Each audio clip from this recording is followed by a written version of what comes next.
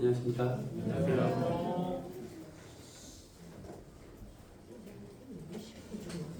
첫날의 주제는 당면과제. 지금 가장 우리가 해결해야 될 그런 중요한 문제가 무엇인가. 그래서 당면과제 이렇게 얘기했고요. 어제는 지금입니다 이렇게 말씀드렸습니다. 지금이 구원 은혜 받을 만할 때고 지금이 구원의 날입니다. 첫날에 그런 얘기를 한 것 같아요. 많은 사람들이 이 하나님이 부르시면 언제든지 우리는 돌아가야 된다. 그래서 여러분들이 무사히 하루를 지내서 이 복음을 들을 수 있도록 하나님께 은혜를 베풀어 주셔서 이곳에 다시 왔으면 좋겠다 이렇게 얘기를 했는데요. 이제 제가 이제 떠나는 상황이니까 제가 이제 뭘 하나를 얘기를 하려고 했는데 제가 그 숙소가 2202호에 있는데 2층에 202호에서 이제 손발을 씻고 딱 나오다가 화장실 턱에 제가 딱 미끄러졌어요. 미끄러지면서 제가 한 바퀴를 딱 뒹굴었습니다. 뒹굴면서 그 순간에 제가 기절을 했던 것 같아요. 탁 넘어지면서 깜빡하고 딱 떴는데 야 하마터면 복음 집회가 아니라 장례식 치러드릴 뻔했다. 그래서 제가 왼발을 좀 절고 있습니다. 그렇습니다. 하마터면 제가 계신 분들에게 우리가 하나님이 도로 찾으시면 그 순간에 생명과 호흡이 멈춰지고 하나님께 갈 수 있습니다 했는데 오늘 여러분들이 복음을 들을 수 있는 것은 제게도 기적이고 여러분에게도 은혜의 시간입니다. 그래서 지금입니다. 지금 구원을 받을 만한 때고 지금이 은혜가 됩니다. 조금 전에 꼬마 친구가 저한테 오늘 말씀을 전하시냐고 그러니까 전한다고 그걸 2번이나 하긴 했습니다. 왜 그러냐니까 쉽다. 그리고 사회하시는 분이 이렇게 앞에 나가니까 또 걱정이 됐는지 오늘 진짜 말씀을 전하느냐니까 또 물으러 왔어요.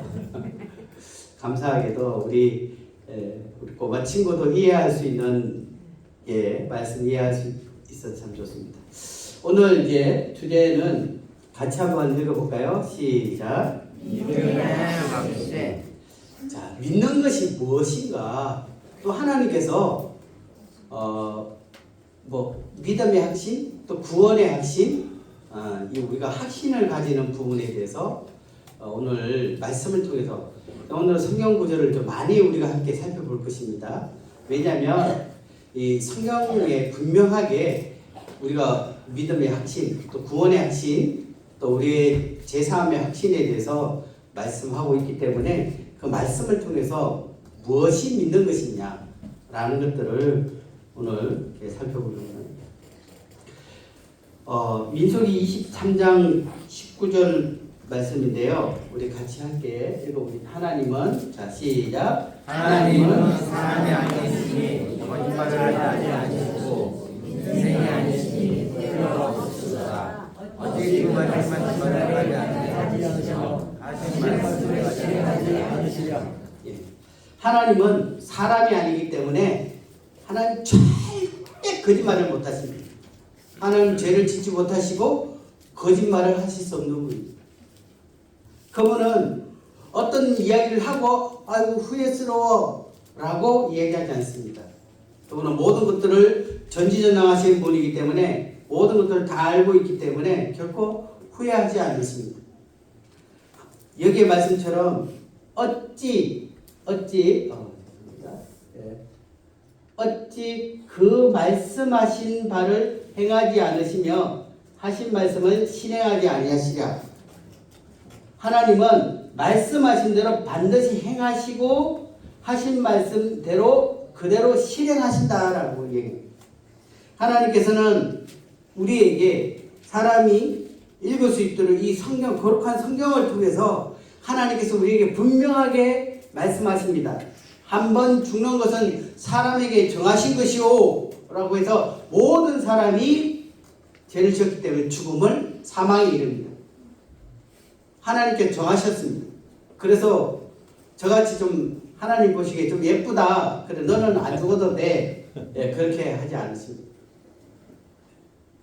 모든 사람이 죄를 범하였음에 하나님의 영광이 이르지 못하더니 라고 했던 것처럼 모든 사람, 여기에 있는 제가 보기에 천사처럼 생긴 우리 공주도 또 멋있는 우리 친구도 모든 사람 가운데 있기 때문에 죄를 범하였고 하나님의 나라에 이를 수가 없습니다. 그리고 한번 죽는 것은 사람에게 정하신 것이요 그 이후에는 심판이 있다라고 했기 때문에 모든 사람은 하나님 앞에 서게 됩니다. 반드시. 그리고 우리의 행위대로 하나님 앞에 심판받게 됩니다. 그러면 하나님께서 우리에게 그런 벌만 내리시느냐? 그렇지 않습니다. 하나님은 우리를 사랑하십니다. 하나님이 이처럼 이 세상을 사랑하사, 그래서 하나님께서 우리가 멸망치 않고 영생을 얻게 하려 하십니다. 하나님께서는 성경을 통해서 우리가 멸망하지 않고 영원한 생명, 하늘나라에 갈 수 있는 이 길을 분명하게 성경을 통해서 말씀해 주고 있습니다. 그리고 그 말씀대로 우리가 행하게 된다면 우리는 하나님 말씀대로 하늘나라 가게 될 것입니다.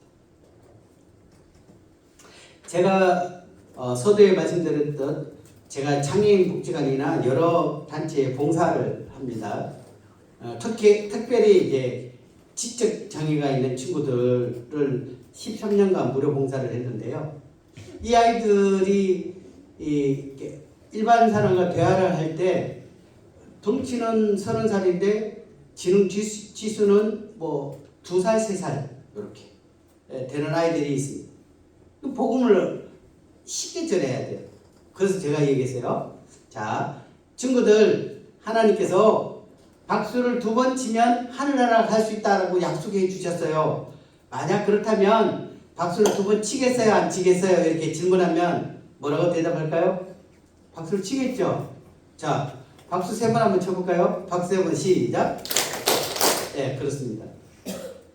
하나님께서 만약에 박수를 3번을 치면 여러분 모두가 하늘나라 들어갈 수 있습니다 라고 성경에 만약 그렇게 기록되어 있다면 박수 3번만 치면 여러분은 천국에 들어갈 것입니다.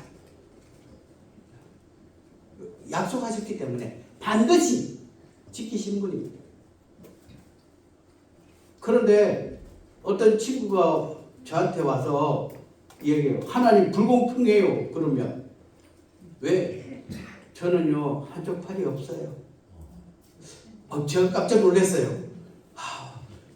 복지관에 팔이 없는 친구들이 여럿 있기도 하고 팔을 못 쓰는 분들도 있는데 그럼 하나님은 불공평하잖아요. 성경에 보면 하나님은 모든 사람이 구원을 받기를 원하는데 팔이 없는 사람은 박수 3번을 못 치잖아요.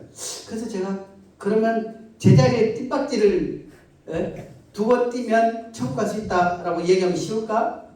근데 저기 보니까 전기사고로 2다리가 절단된 분도 있고 또 띠박지를 못하는 분들도 있어요. 야, 그럼 천국 갈 수 있다는 걸 쉽다라는 걸 어떻게 표현하지? 성경에 돼 있어요. 마음으로 믿으면. 근데 팔이 없어도 머리가 조금 나빠도 또 다리가 없어도 마음이 없는 친구들은 없더라고요. 그래서 지적장애 친구들에게 복음을 전하는데 친구들이 예수님을 믿어요. 그래서 저희 교회를 찾아오는 친구들도 있었어요. 교회를 찾아오면 초등학생 앞에 딱 서가지고 선생님 어디 앉아야 돼요? 이렇게 물으면 애들이 놀라서 자리를 인도해 줍니다.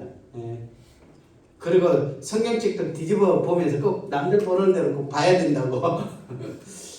그렇게 하나님은 모든 사람이 구원을 받을 수 있도록 그 길을 우리에게 열어주셨습니다. 오늘 우리가 이 짧은 시간이지만 하나님께서 우리에게 주신 구원의 길, 또 구원의 확신, 믿음의 확신에 대해서 여러분들이 분명하게 그것을 듣고 이해하시고 또 그것을 믿으신다면 하나님께서 말씀하신 대로 그 말씀하신 대로 행하십니다.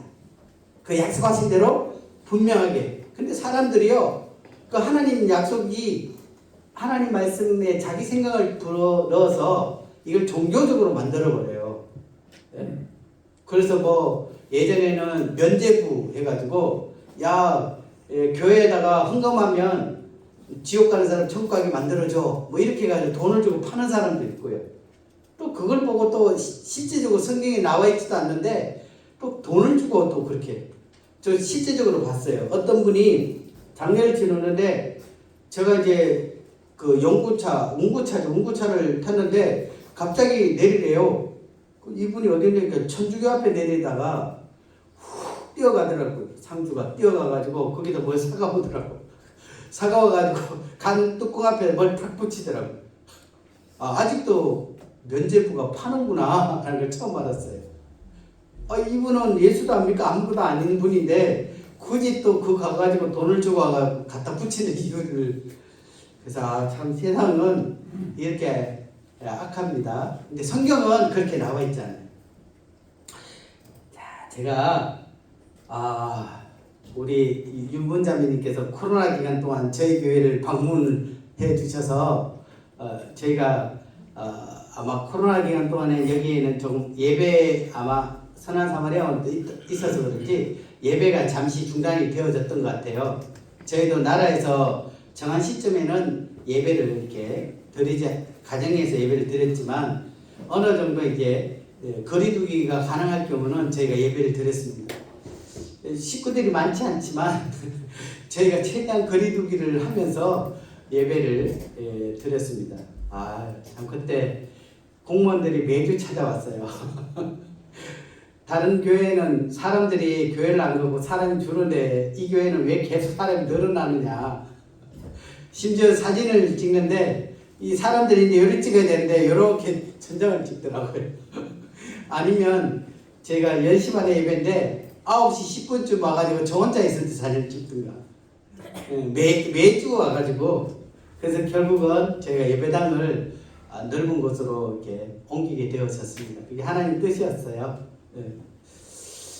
코로나 기간 동안에 우리가 모든 부분들이 참 제한되어졌죠. 그때 이제 우리가 잊지 않은 세계보건기구라는 WHO라는 기구를 저희가 여기서 세계보건기구에서 코로나 팬데믹을 선언하는 순간 전 세계에서 이제 코로나가 이제 선포되는 거예요. 한 나라뿐만 아니라 전 세계적으로 코로나에 대해서 이건 심각한 상황입니다. 팬데믹입니다. 이렇게 선언을 하게 돼요. 근데 이 WHO 세계보건기구 마크가 있어요. 마크. 제가 그걸 좀 소개하려고 이렇게 설명했어요. 보신 적 있는 세계보건기구 이 마크. 좀 더 확대를 해볼까요? 이렇게. 그럼 좀 설명해 드릴까요? 이게 뭐 월계관이겠죠. 평화를 상징합니다. 그리고 여기 보면은 여러 세계 지도가 있으니까 5대양 6대조가 있으니까 세계를 뜻합니다.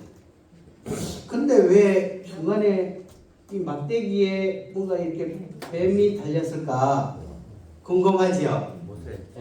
그렇습니다. 이게 성경에 나와 있어요.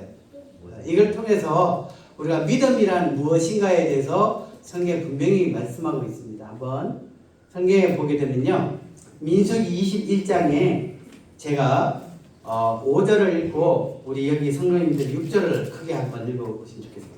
민수기 21장 5절입니다.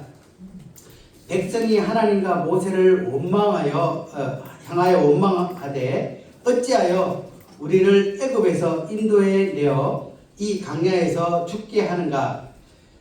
이것은 출애굽 이후의 사건입니다. 이스라엘 백성들이 이 이집트에서 노예 생활을 하고 있을 때 하나님께서는 모세를 통해서 그들을 하나님 약속한 가나안 땅으로 그들을 인도하는 과정에 그들이 광야의 사막 광야를 걷게 되었습니다.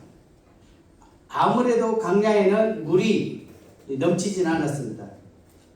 자기들이 먹고 싶은 음식이나 물이 넉넉지 않았던 것 같아요. 그러면서 이렇게 얘기합니다.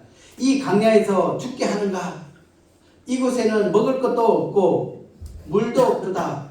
우리 마음이 이 하찮은 음식은 하나님이 매일 그들을 위해서 내려주신 만나예요.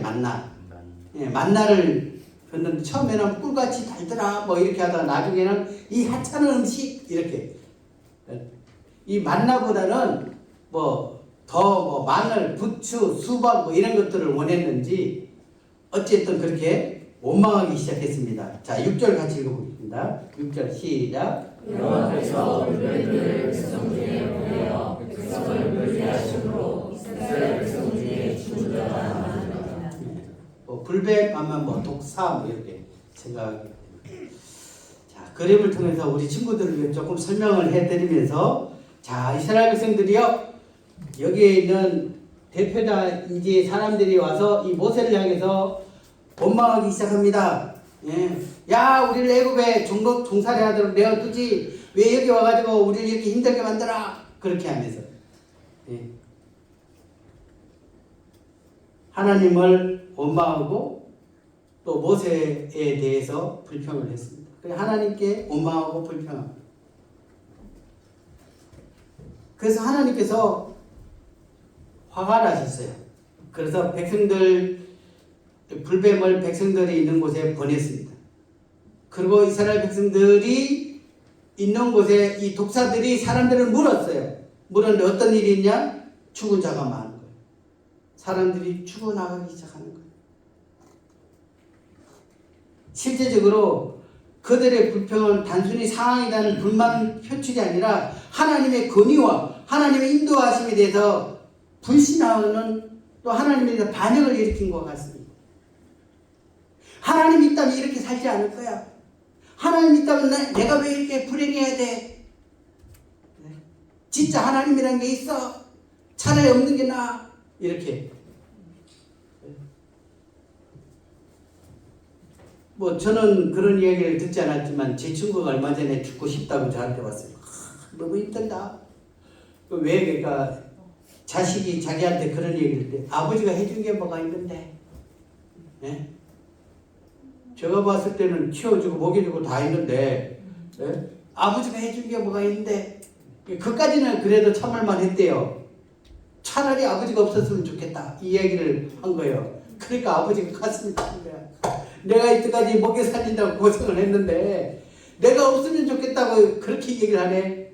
이놈이 머리가 굵어졌다고 사춘기도 아니고 그러면서 저한테 하소연을 하더라고요. 아버지 마음의 대못을 박았어요. 그와 같이 우리가 하나님을 향해서 우리 조금만 불편하면 조금만 뭔가 어려우면 하나님에 대해서 우리가 불평과 원망 우리 하지 않았습니까? 그래도 감사한 거는요. 제 친구가 그렇게 얘기해도 그 다음날 가면 자식한테 또 용돈 줘요. 대학을 다니거나 공부를 해야 되니까. 아버지니까. 저 같으면 당장 끊어버리고 집 나가! 이렇게 얘기할 건데 그같이 우리가 하나님을 향해서 원망하고 불평하지만 하나님 여전히 공기도 주시고 햇볕도 주시고 살도록 해주시고 하나님 우리를 끝까지 인내하십니다. 근데 이때는 좀 속이 상하셨는지 뱀을 통해서 그들을 물게 합니다. 아마 교훈하시기 위해서.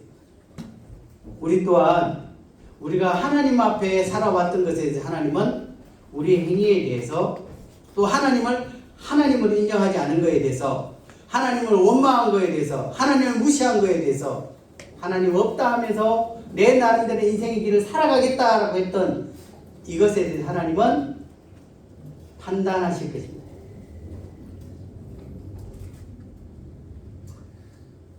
그래서 이스라엘 백성들이요, 이제 뱀이 막 물려 죽게 되니까 이 죽음의 원인을 알았잖아요. 그래서 백성들이 이제 모세한테 와서 얘기합니다.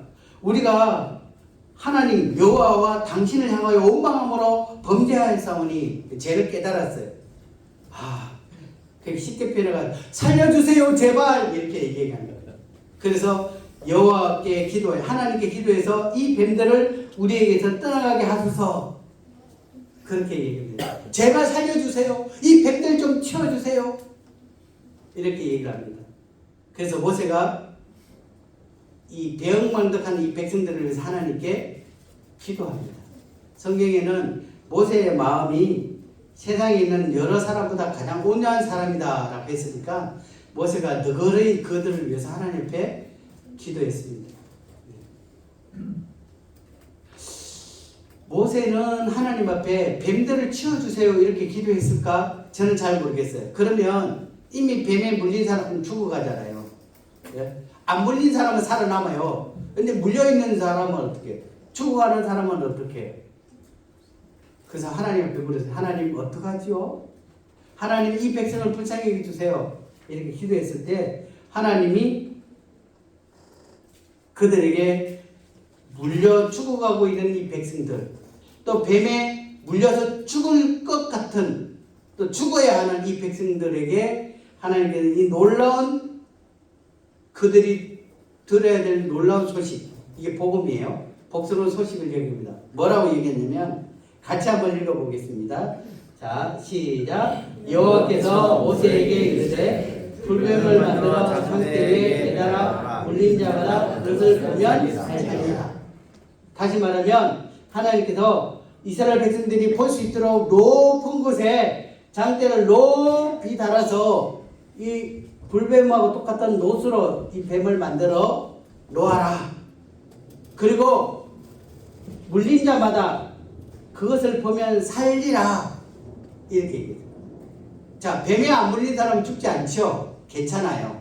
근데 뱀에 물린 사람은 죽어가잖아요. 그래서 뱀을 치워주세요 하면 이미 물린 사람 죽을 수밖에 없어요. 그러니까 하나님께서는 어떻게 해요? 그들도 살려야 되기 때문에 뱀에게 물린 자마다 장대 위에 있는 높이 달린 노뱀을 쳐다보면 살 것이다 라고 얘기했어요.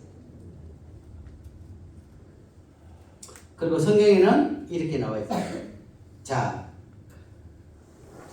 같이 한번 읽어보겠습니다. 모세가 시작. 모세가 뱀을 만들어 장대 위에 다니 뱀에게 물린 자가 노뱀을 쳐다본즉 모두 살아라.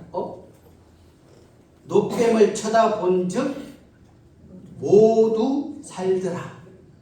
살 것이다 라고 얘기했는데 살았어요. 하나님은 약속한 대로 반드시 지키는 분입니다. 그죠? 근데 조건이 중간에 있었어요. 무슨 조건요? 쳐다본즉. 제가 또 질문을 잘합니다. 질문을 한번 해보겠습니다. 자, 첫 번째 질문. 한쪽 눈으로 쳐다보면 살 것인가? 다 안 보고 한쪽 눈으로 이렇게. 자, 한쪽 눈만 쳐다봤어요. 노뱀을. 살았을까요? 네. 예? 그럼 표현을. 자, 산다 손 들어보세요. 자, 손 내리고. 한쪽 눈만 봤으니까 못 산다 손 들어보세요. 아, 저기 두 사람 손 들었어요. 자, 정답은 한쪽 눈이든 두쪽 눈이든 쳐다보면 산다. 두 번째 질문. 별 생각 없이 쳐다보면 살까요? 예를 들어서 모세가 뱀에게 물린 사람은 쳐다보면 삽니다 이렇게 하기가 무슨 멍멍이 같은 소리에 빨리 주사약을 맞든지 피를 뽑든지 뭔가 치료를 해야지 그거 쳐다본다고 살겠어? 라고 이렇게 얘기하다가 어쩔 게 딱 쳐다봤어. 살았을까요? 죽었을까요? 모세 말을 막 그렇게 신뢰하지 않았는데 봤기 때문에 그렇습니다. 별 생각 없이 쳐다봐도 산다. 왜? 쳐다봤기 때문에. 자, 무조건 쳐다보기만 하면 살아요? 막 믿음이 없는데? 확신이 없는데? 모세의 말이라면 나는 믿습니다. 그러면 이렇게 한번 질문해 볼게요. 모세가 노뱀을 쳐다보면 살 것입니다. 이렇게 얘기했어요. 평상시에 모세 말이라면 하나님 것을 잘 믿어. 근데 쳐다보려고 하는 마음은 있는데 안 쳐다봤어. 그럼 죽었을까요? 살았을까요? 말이나 너무 잘 믿는데요. 모세 말이나 하나님 말씀처럼 믿는데도 왜 죽어요? 아, 그렇습니다. 여기에 성경의 핵심은요, 쳐다본 적 사는 거예요. 하나님 말씀대로 하면 살아요. 내 생각이 중요하지 않아요. 뭔가 나는 뭐 열심히 아니면 내가 뭔가 믿음이 갖고 내가 뭔가를 이렇게 근데 성경은 그렇게 나와 있잖아요. 성경은 하나님 말대로 쳐다보면 살아요. 한쪽 눈으로 쳐다보든 어떻게 쳐다보든 그냥 생각 없이 보든 쳐다보면 삽니다. 반대로 아무리 믿음이 있고 아무리 하나님을 열심히 사랑하고 이렇게 있더라도 그것을 쳐다보지 않고 장막 가운데 그냥 있게 되면 죽습니다. 독이 퍼졌어요. 이것을 기억하시기 바랍니다. 자, 따라해보세요. 하나님 말씀대로 하나님 말씀대로 해야 해야 산다. 산다. 말씀대로. 하나님 그 말씀대로. 자, 이건 그림자였습니다. 그림자라는 것은 어제 그림자는 손이 있으면 이 그림자면 그림자가 있잖아요. 이걸 통해서 하나님 뭔가 보여주시기 위한 것입니다. 제가 14절 읽고 15절 우리 같이 읽어드리자. 모세가 광야에서 뱀을 든 것 같이 모세가 작기 위해 뱀을 높이 들었잖아요. 같이 인자도 들려야 하리니 인자는 바로 예수님입니다. 예수님이 갈보리 십자가 위에 높이 달리셨던 그 이유가 바로 이와 같은 것입니다. 자, 15절 시작.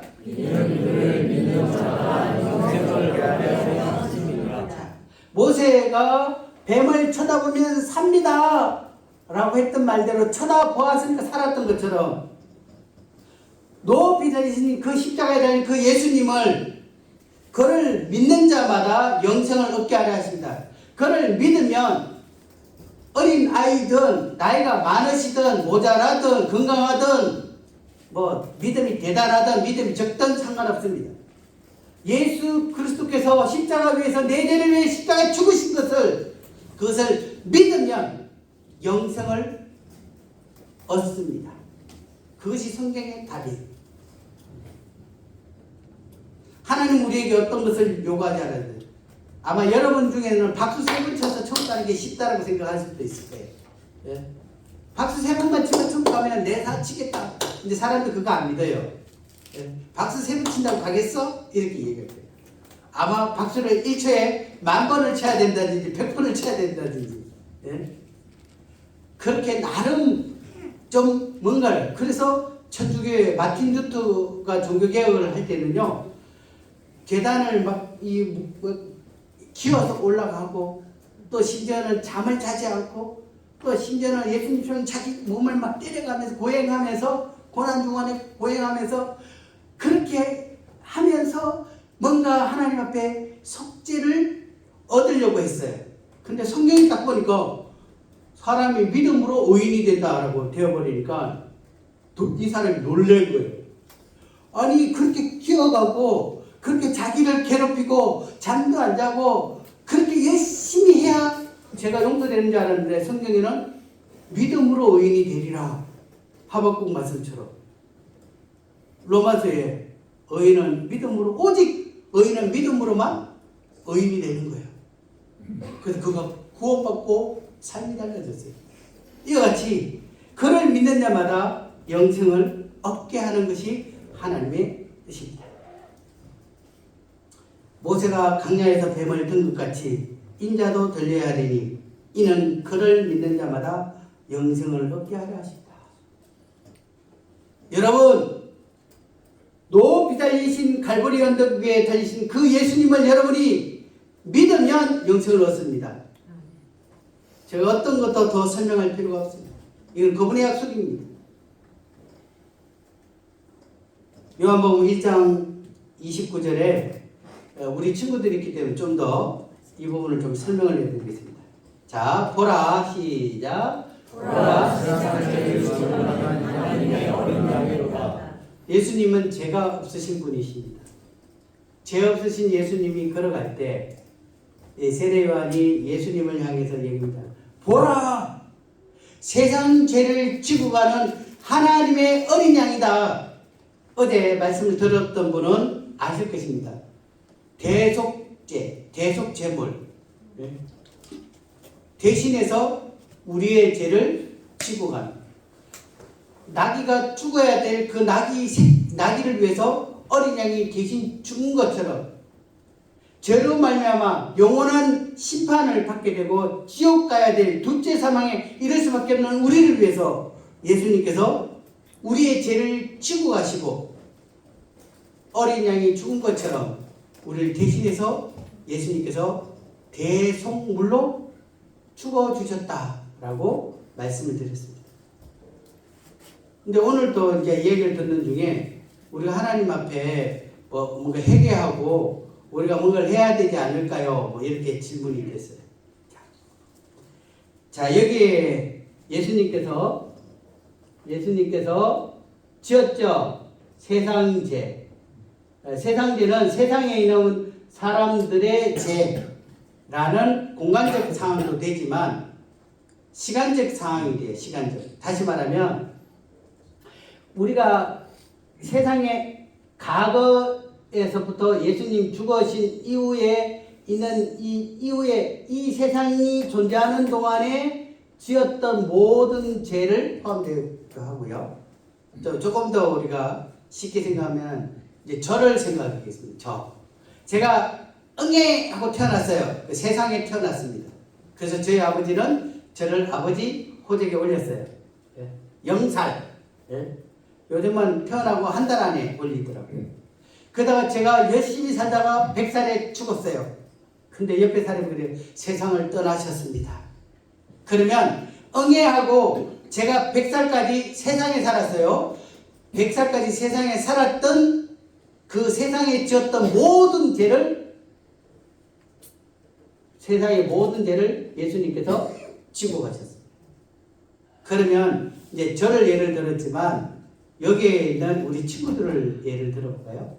우리 친구들이 응애하고 태어났습니다. 그리고 지금 고등학교 2학년이다 그러면 18살이 돼요. 18살. 네? 그러면 예수님은 내가 태어나면서 16살까지 지었던 이 과거의 죄뿐만 아니라 현재 우리가 죄를 짓고 있는 것, 현재의 죄, 그리고 내가 19살, 20살, 30살, 40살, 100세까지 살 동안에 내 편에서는 미래의 죄예요. 나의 모든 세상에 살 이 모든 죄를 예수님께서는 이미 아시고 지고 가셨습니다.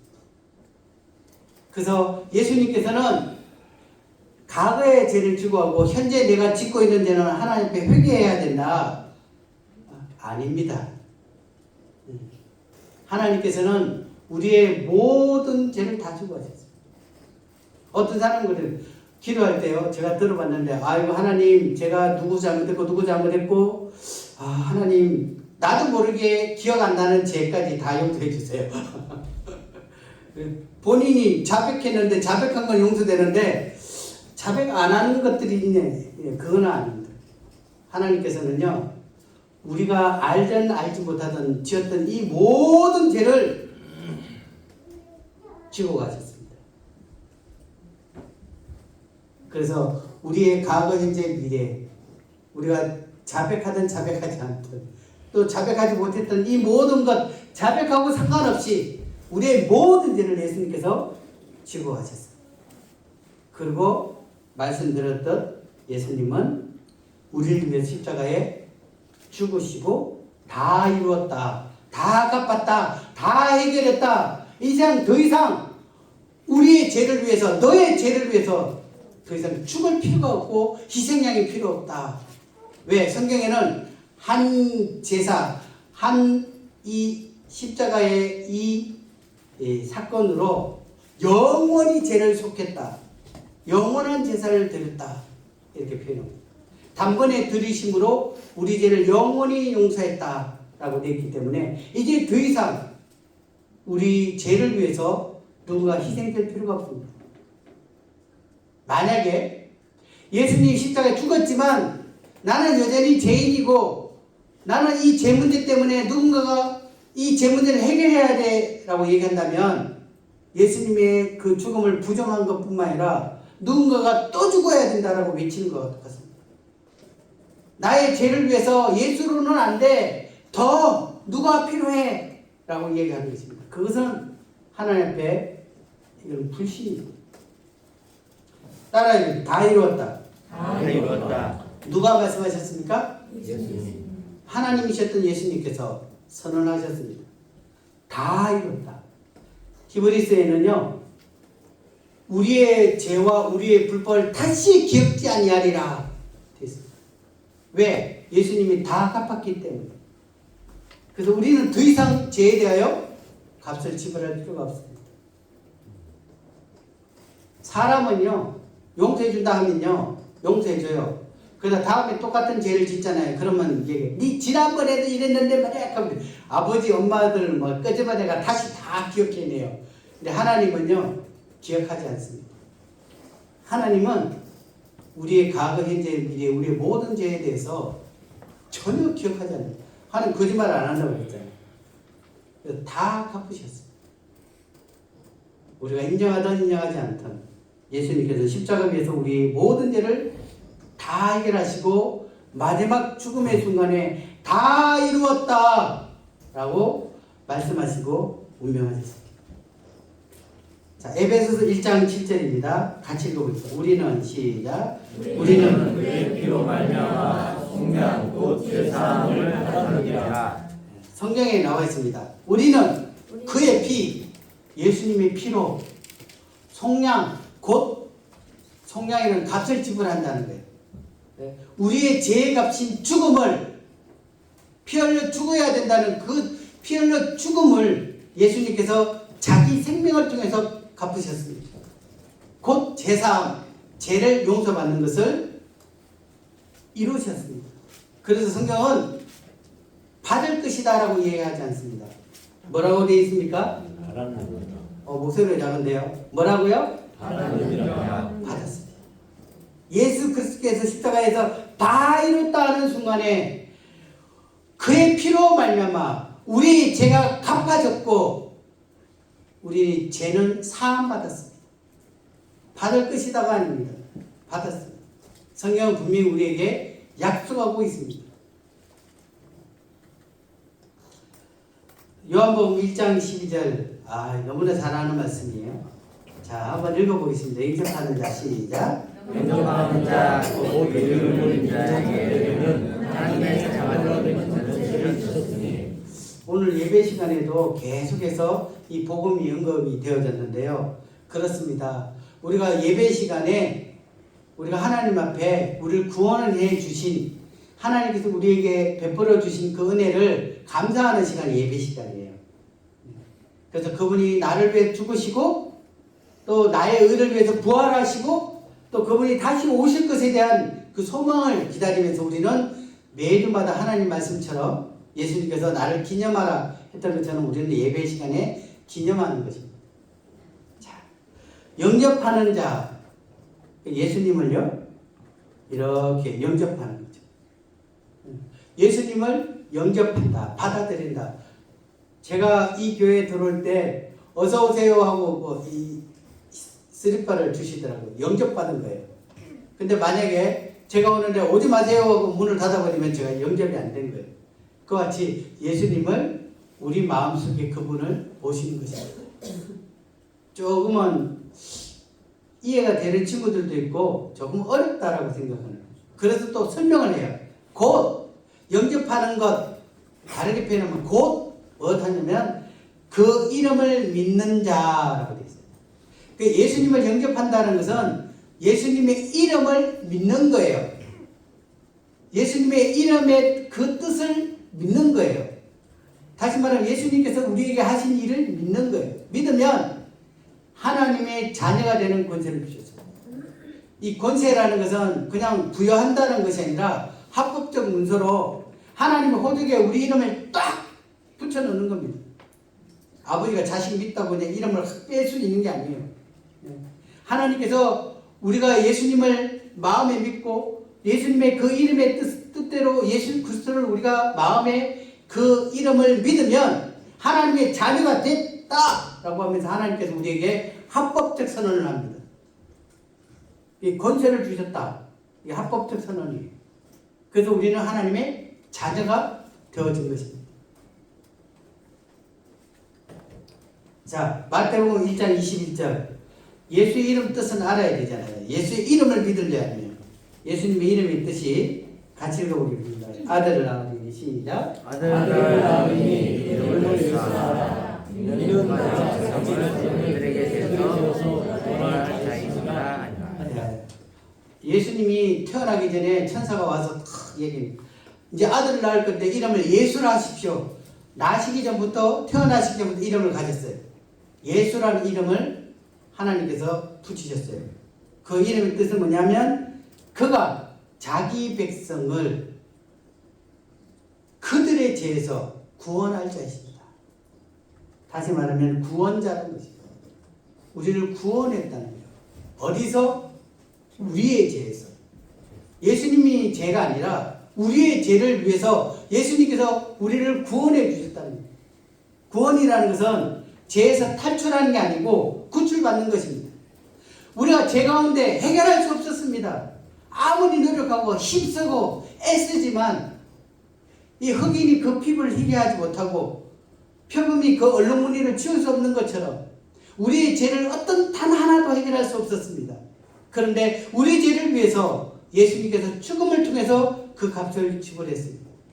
그리고 우리를 그 죄에서 구출하신 것입니다. 죄에서 우리를 끄집어내신 것입니다. 우리의 죄를 다 흰눈처럼 모든 것들을 다 사하신 것입니다. 이것이 바로 예수 구원자라는 뜻입니다. 구원자. 그래서 영접한다는 것은 바로 예수님을 내 마음에 모신다. 다르게 표현하면 예수님이 나의 구원자이심을 시인한다라는 것입니다. 예수님께서 나를 위해서 십자가에서 나의 죄에서 나를 구원하셨음을 인정한다. 그것을 믿습니다.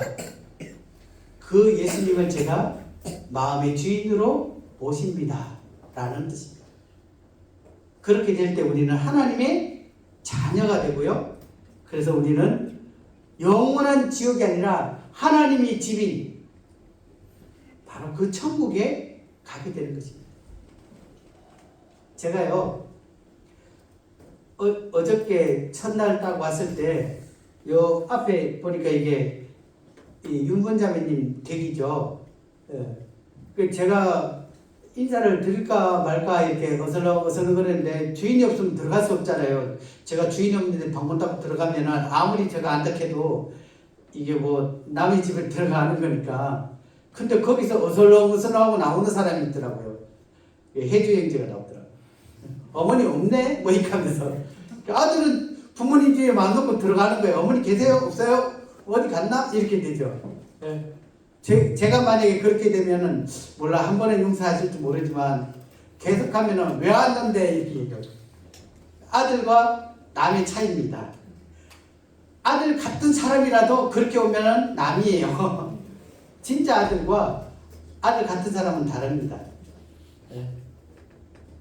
아버지의 집은요 아들 딸이 가는 곳이에요. 그것이 바로 영접하는 자, 곧 그 이름을 믿는 하나님의 자녀들이 어디로요? 아버지 집에. 그래서 그 천국은 아버지 집, 아버지라 부를 수 있는 사람. 그래서 요한계시록의 마지막에 보면 하나님 앞에 서게 될 때 심판을 받아요. 심판을 받을 때 오른쪽에는 하나님의 생명책이 있고요. 왼쪽에는 행위가 기록된 대로 그 행위를 기록한 책이 있다고 했죠.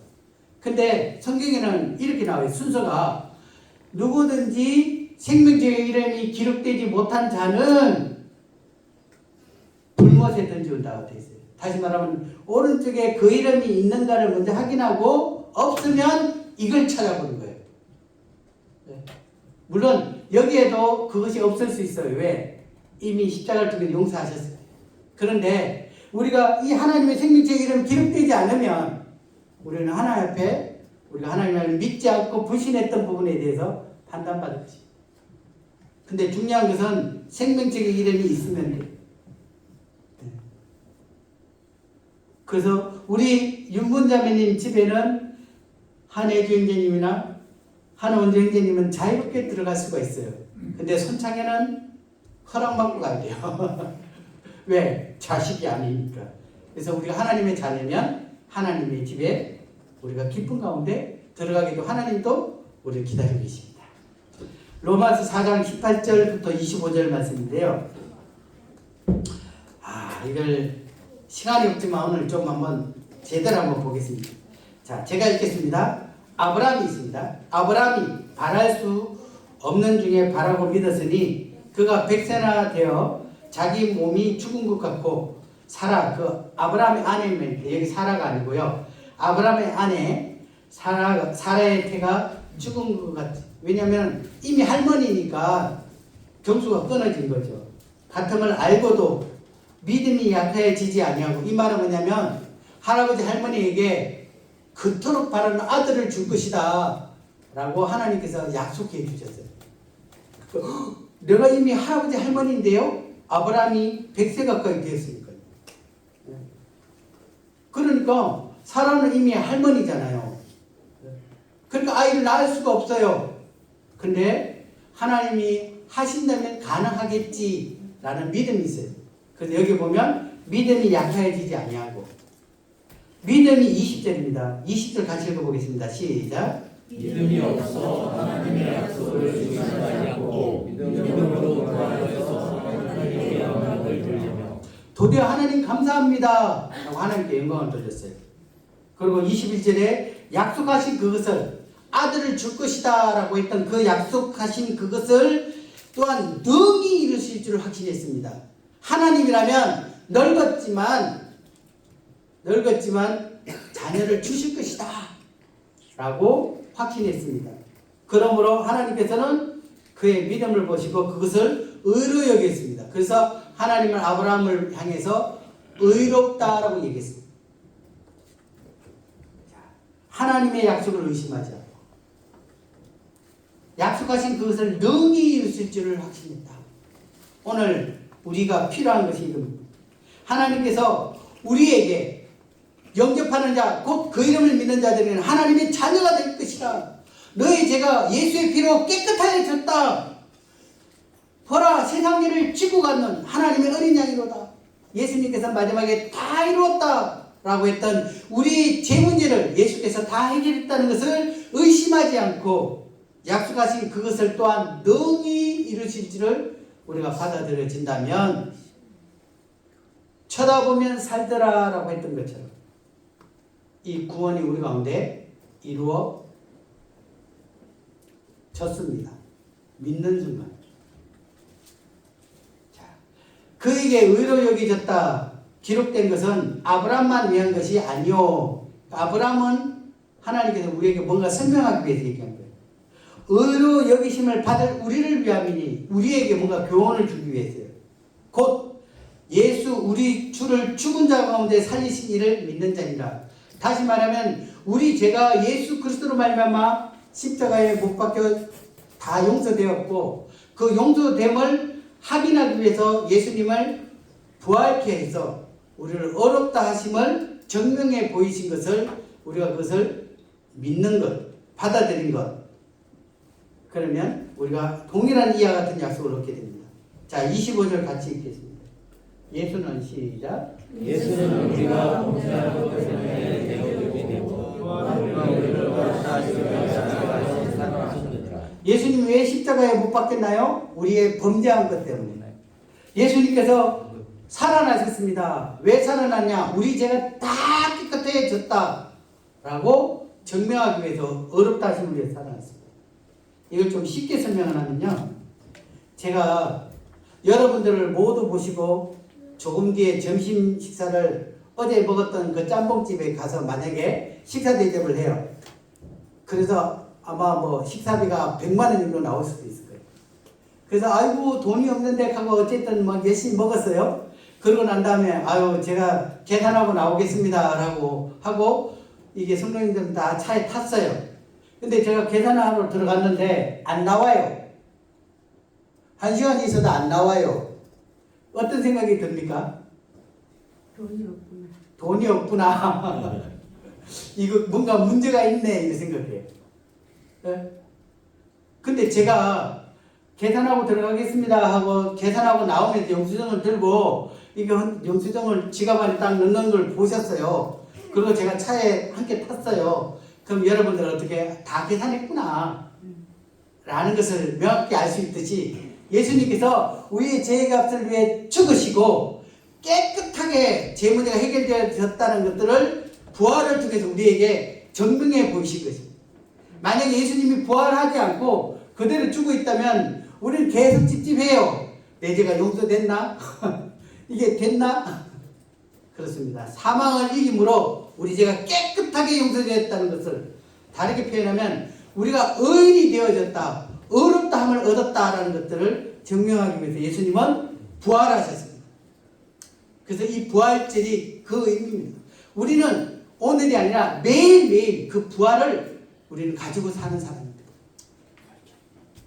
자, 에베소 2장 8절 9절에 너희는 그 은혜에 의하여 하나님의 그 놀라신 은혜에 의하여 믿음으로 말미암아 구원. 자, 여기 핵심이 있습니다. 구원은 믿음으로 되는 것입니다. 무엇을 예수님께서 나를 위해 죽으시고 살아나셨음을 믿는 것입니다. 이것은 너에게서 난 것이 아니라 우리가 어떻게 해서 된 것이 아니라 하나님의 선물입니다. 뭐 공짜라고 얘기하는데 제가 공짜라고 얘기하기 좀 그렇지만 하나님의 놀라운 선물이 행위에서 난 것이 아니니 이는 누구든지 자랑하지. 우리가 열심히 믿어서 성경을 좀 봐서 뭔가 찾겠어 애써서가 아닙니다. 어제 한 친구가요, 저 구원받았어요 이렇게 얘기하고 갔어요. 헐? 교회도 안 다녔는데? 헐? 근데 정답이었어요. 그 친구의 예수님께서 왜 십자가에 죽으신 것을 그 친구는 깨달았습니다. 그리고 그 사실을 마음에 믿었습니다. 그리고 감사했습니다. 교회 다니는 것이 그의 구원의 조건이 아니라 구원의 조건은 믿음입니다. 하나님께서 우리에게 의와 같은 말씀을 해주신 것을 믿으면 구원을 얻는 겁니다. 쳐다보면 살더라. 믿으니까 구원받았다. 이것이 하나님이 우리에게 주신 은혜입니다. 어떤 행위도 들어가지 않습니다. 내가 잘 믿어서 노력해서 열심히 해서 아닙니다. 성경에는요, 나더러 주여 주여 한다 다 천국에 들어갈 것이 아니요 열심히 주를 위해서 외쳤지만요, 나는 순전을 하고 귀신도 쫓아내고 권능도 행하고 예수님 뭐라고 얘기하냐면 나는 너를 도무지 누군지 기억하지 못한다 라고 하면서 내게서 떠나가라. 이와 같이 어떤 종교생활도 하나님 앞에 인정되는 겁니다. 하나님 앞에 인정된 것은 쳐다본 적 살더라 라고 했는 것처럼 안 쳐다보고 앞만 믿음 갖고 의미가 없어요. 그와 같이 예수 그리스도께서 나를 위해 죽으시고 부활하신 것을 내 마음에 그것을 받아들인다, 믿는다 라고 하면 그것이 구원입니다. 선물을 이렇게 주는 겁니다. 네게 주는 선물이다. 구원을 딱 주셨어요. 전 아무것도 한 게 없는데요, 단지 믿은 것밖에. 이게 정답입니다. 우리가 지불한 대가는 하나도 없습니다. 선물 줬는데요, 이거 얼마입니까? 이게 말이 안 되는 거죠. 천국은 우리의 노력으로 하는 것이 아니라 하나님의 은혜에 대해서 감사합니다. 그 주신 은혜에 대해서 감사함으로 받아들이는 것입니다. 하나님께서 지금 여러분에게 이 구원의 선물을 주십니다. 지금 여러분, 이 구원의 선물을 여러분 어떻게 하시겠습니까? 믿음으로 받아들일 것입니까? 아니 뭔가 해결할 것이 남아 있습니까? 에베소서 2장 3절에서 5절, 전에 우리도 다 그 가운데서 우리의 육체의 욕심을 따라 지내며 육체와 마음에 원하는 것을 하여 다른 이들과 같이 본질상 진노의 자녀이었더니, 긍휼이 풍성하신, 불쌍히 여긴다는 긍휼이에요. 긍휼이 풍성하신 하나님이 우리를 사랑하신 큰 사랑으로 인하여 허물로 죽은 우리를 그리스도와 함께 살리셨고 너희는 은혜로 구원을 받은 것이다. 성경을 이렇게 되어 있습니다. 있거든요. 좀 설명해. 우리는 본질상 진노입니다. 왜? 내 마음대로 살았고 또 하나님을 찾지도 않았고 그래서 처음부터 나귀가 죽어야 된 것처럼 그렇게 죽을 수밖에 없는 자였습니다. 하지만 하나님이 우리를 너무나 사랑하셨습니다. 너무나 사랑하셔 독생하신 예수님을 우리를 위해 주셨습니다. 그리고 허물로 죽었다. 이미 죽은 것 같아요. 뭐 지금 죽거나 뒤에 죽거나 다 우리는 지옥 심판을 받을 수밖에 없고 하나님을 떠나서 그 저주 같은 삶을 살 수밖에 없었던 저희들을 예수 그리스도께서 저희들을 죽어주심으로 저희들과 함께 죽어주심으로 예수 그리스도께서 부활하실 때 저희들도 함께 부활하였다. 하나님 보시기에 그렇게 보입니다. 예수님이 대신도 되지만 함께라고 해요. 자, 마지막 그래 너희는 은혜로 구원을 받은 것이다. 구원은 은혜로 받습니다. 하나님이 주신 선물이에요. 제가 고등학교 2학년 때 이 요한복음 5장 24절을 통해서 구원의 확신을 가졌습니다. 저 복음 처음 들었는데 그 처음 들은 날 구원받았어요. 그래서 제게 복음을 전해주신 분이 깜짝 놀랐어요. 야, 이런 착한 사람이 있나. 사실 안 착했거든요. 근데 처음 복음을 전했는데 제가 처음 그날 구원받았어요. 그때 제게 요한복음 5장 24절을 말씀해 주시죠. 같이 읽어보겠습니다. 내가 시작. 내가 진실로 너에게 이르노니 내 말을 듣고 또 나 보내주신 이를 믿는 영생을 얻었고 심판이 되지 아니하나니 사망에서 생명으로 옮겼느니라. 예수님이 손가락을 들고 얘기하는 거예요. 내가 진실로 너에게 이르노니 내 말을 듣고 예수님께 직접 하신 말입니다.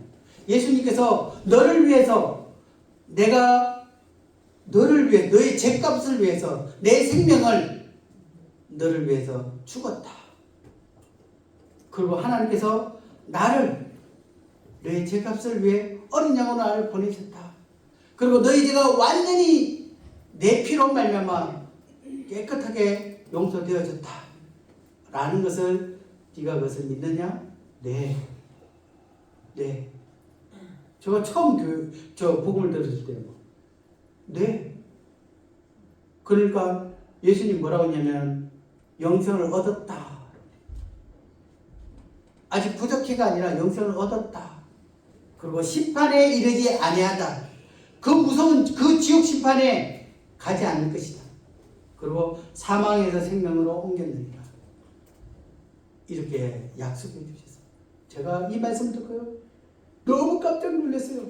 예수님이 나를 사랑하셔서 죽어주신 것도 감사한데 제게 얘기했죠. 그래, 네가 그 사실을 믿었다면 너는 영생을 얻었어. 심판받지 아니하고 사망으로 생명으로 옮겼어. 라고 제게 손가락을 걸고 약속해 주셨습니다. 처음 읽었던 성경의 민수기의 말씀, 하나님은 거짓말하는 분이 아니십니다. 하신 약속을 반드시 지키신 분입니다. 예수 그리스도께서 여러분들을 위해 죽으신 것을 여러분들이 믿으신다면 여러분은 영생을 얻었습니다. 심판에 이르지 않을 것입니다. 사망의 생명으로 옮겼습니다. 라고 약속해 주셨습니다. 우리에게 이 놀라운 약속을, 다시 말하면 우리에게 구원을 주셨습니다. 줬다 뺐다 하면 어떡할까? 이런 생각이 좀 들었는데요. 요한복음 10장 28절 29절에는요. 내가 그들에게 영생을 주노니 영원히 멸망하지 아니할 것이요 또 그들을 내 손에서 빼앗을 자가 없느니라. 그들을 주신 내 아버지는 만물보다 크시며 아무도 아버지 손에서 빼앗을 수 없는 거예요. 쉽게 말해서 우리에게 주신 그 영생은 누군가가 빼앗아갈 수도 없을 뿐 아니라 없어지지 않습니다. 한번 주신 그 영생은 영원토록 유효합니다. 그들에게 영생을 주느니 영원히 멸망치 않을 거예요. 영생을 떼서서 멸망에 들어가거나 심판받게 하거나 지옥에 던져놓지 않는다. 우리가 주신 그 구원은 영원히 유효한 것입니다. 그리고 누군가 그것을 빼앗아 간다? 빼앗을 수 없도록 전능하신 하나님 그분께서 우리를 지키시. 한 절만 마치겠습니다. 교회, 왜 교회 가야 되느냐? 교회는 구원받은 우리를 하나님께서 따로 부르셔서, 이 교회라는 게 에클레시아, 불러낸 무리예요. 성도라고 하잖아요. 거룩한 성자, 무리 도자. 그래서 구원받은 우리 무리를 하나님께서 특별하게 보호하시기 위해서 교회로 우리를 부르십니다. 예배당이 아니고요, 교회로. 그리고 이 교회 가운데 하나님의 그 놀라우신 사랑과 은혜와 보살핌이 이 교회 가운데 있는 것입니다. 만약에 교회로 모이지 않고 그냥 내버려 둔다면 우리는 많은 어려움을 겪게 될 것입니다. 자, 여기 말씀 보겠습니다. 자, 같이 읽어보겠습니다. 시작. 그러므로 이제부터는 하나님의 권속이라. 권속이라는 건 가족이에요. 가족. 그래서 우리가 형제님, 자매님 이렇게 하는 게 하나님의 딸, 아들, 우리끼리는 형제, 자매. 우리는 하나님의 권속입니다. 구원받은 사람은 이제부터는 하나님의 권속입니다. 건물마다 서로 연결되어 지어져 가듯 하나님께서 우리가 함께 하나님 거하는 이 성소라는 것은 하나님의 임재가 있는 것이에요. 하나님의 보살핌과 하나님의 임재를 우리가 함께 우리가 누려가는 것입니다. 근데 22절 뒷부분에 보면요, 그리스도 예수 안에서 함께 지어져 가느니라 이렇게 되어 있어요. 지어져 가느니라. 지었다가 아니라 지어져 가는. 지어져 가느니라라는 것은요, 우리가 이 하나님 품 안에서 성도들이 함께, 쉽게 표현하면 아기가 있어요. 아기가 있는데 처음에는 아기만 하잖아요. 좀에는. 근데 아기가 자라나가요. 자라나가면 이제 어른이 되잖아요. 키가 180 뭐. 그런데 손, 발, 눈, 뭐 다리 이것이 아기 그대로 있는 것이 아니라 어른 몸으로 우리가 함께 성장해 가는 거잖아요. 그와 같이 하나님께서 구원받은 우리가 처음엔 아기 같아요. 영적으로. 근데 우리가 함께 한 몸의 지체로 연결되어져 가면서 교회 안에서 가정으로서 서로 함께 연결되어져서 함께 사랑을 나누면서 우리가 함께 성장해 가는 것입니다. 아름다운 예수님의 모습으로 우리가 성장해 가는 것이에요. 그래서 성경은 우리를 몸이라고 표현합니다. 예수님의 몸과 같이. 몸은 아기 때는 조금 하지만 우리가 함께 있으면서 손, 발, 코, 눈이 성장되어져 가는 것처럼 교회 안에서 우리가 보호받게 되고 함께 성장해 가는 것입니다. 가장 무서운 사람이 어떤 사람인지 아십니까? 야, 교회를 떠나서 혼자서 성경 보고 열심히 기도하고 나는 거룩할 거야. 아닙니다. 손가락 하나 딱 잘라가 저기 앉아나 보세요. 잘하나요? 썩어가죠. 물론 우리의 구원은 빼앗기지 않지만 잘하지 못해. 여전히 자기밖에 알지 못하는 어린아이처럼 되죠. 그래서 어떻게 우리는 함께 성장해 가고 함께 주님의 거룩한 모습을 향해 지어져 가는 것이고, 그리고 하나님께서 함께 우리를 보호하시고 성장하시고 돌보시고 함께 하기 위해서 우리를 세상 가운데 두지 않고 교회 가운데 부르셔서 교회 공동체를 통해서 우리를 아름답게 성장해 가는 것입니다. 그래서 구원받았다면 교회 안에 있으십시오. 여러분들을 보호하십니다. 사랑을 듬뿍 나누도록 하나님께서 이 교회 공동체를 부르셨어요. 그래서 하나님은 내가 교회를 위해서 내가 죽었다 이렇게 표현하기도 합니다. 그래서 오늘 말씀은 이제 정리하겠습니다. 믿음의 확신, 하나님의 말씀대로 우리가 그것을 받아들이게 되면 우리가 구원을 얻는 것입니다. 성경은 수없는 구절을 통해서 우리에게 말씀하고 있습니다. 우리의 죄가 예수 그리스도로 말미암아 사함을 받았다. 이제는 우리는 예수 그리스도의 부활하심으로 말미암아 의롭다 함을 얻었다. 예수님을 영접하는 순간, 다시 말하면 예수님이 나의 죄를 위해 죽으신 것을 믿는 순간 우리는 하나님의 자녀가 되는 권세를 얻었다. 그리고 하나님의 가족이 되어졌다. 그리고 교회 가운데 함께 우리가 이 놀라운 사랑을 함께 누리며 살아가도록 하나님께서 우리를 교회 가운데 보호하고 계시다라는 것들을 말씀합니다. 구원은 하나님의 약속의 말씀으로 이루어집니다. 기도하고 마치겠습니다. 아버지 하나님, 이 3일 동안 말씀을 통해서 우리가 하나님 떠났던 죄인이었고 영원한 심판을 받을 수밖에 없는 그러한 자였지만 하나님께서는 우리에게 이 은혜의 복음, 이 구원을 우리 가운데 이루어 주셨던 것을 보게 됩니다. 오늘 여기 있는 모든 분들이 구원을 받으며 하나님의 선물을 외면치 않고 하나님의 가족이 되어서 함께 하나님의 사랑을 누려가는 그러한 지체가 될 수 있도록 도우시기 바랍니다. 믿음의 확신은 다른 어떤 것이 아닌 하나님의 약속에 있음을 다시 한번 기억하게 됩니다. 주신 말씀을 인해 감사를 드리며 예수님 이름으로 감사하며 기도를 드립니다. 아멘.